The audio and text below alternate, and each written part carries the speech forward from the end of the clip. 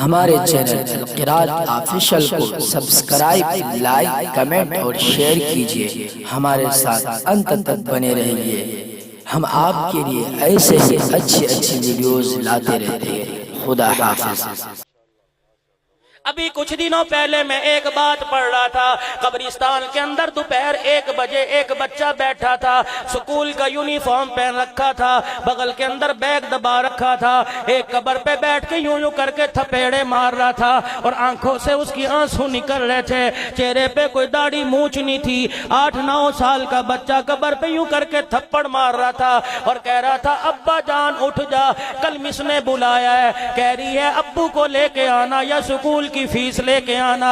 میں اس مس کو کیا بتاؤں، میرا ابا بھی کوئی نہیں، سکول کی فیس کہاں سے لے کے آؤں؟ بار بار قبر پہ تھپیڑے مار کے رو رہا تھا۔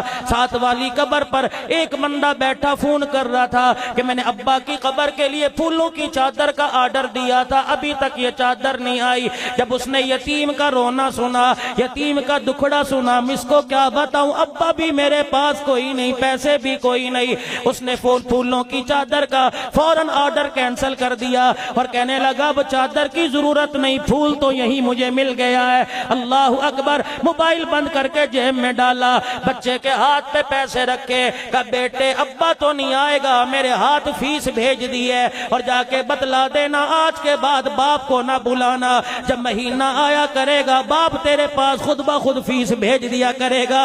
رب کعبہ کی قسم، جب یتیم کے آنسو نکلتے خوش ہوں گے اور چہرے پہ مسکراہٹ آوے گی اور ہاتھ کے اندر اس کا مقصود مل جائے گا، آسمان کی طرف دیکھ کے کہے گا الہی اس جیسے اب سب کو عطا فرما دے۔